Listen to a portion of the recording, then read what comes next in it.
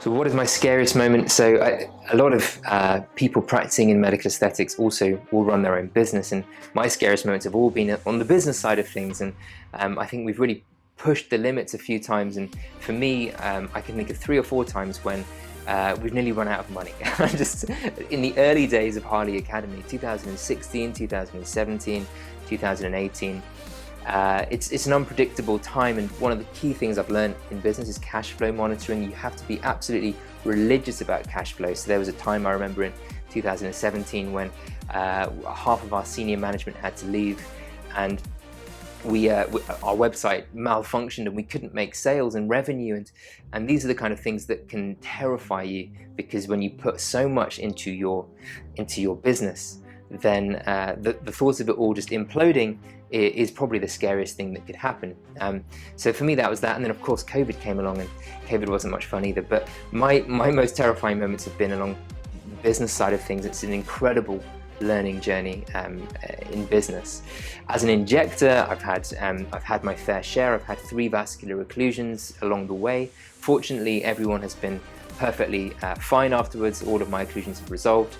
I've injected every which way you can imagine, and probably injected thousands of cases with filler.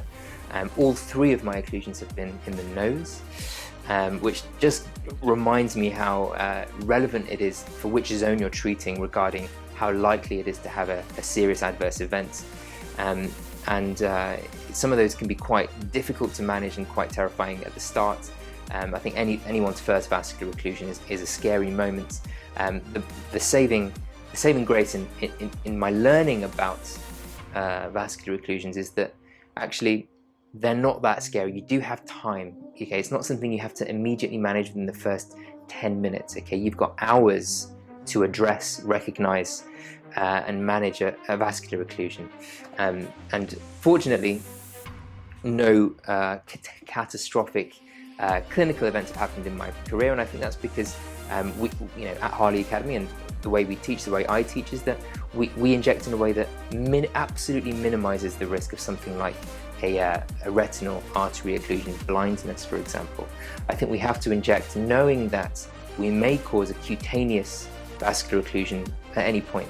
Okay, this is something that may happen, and we have to be able to manage that.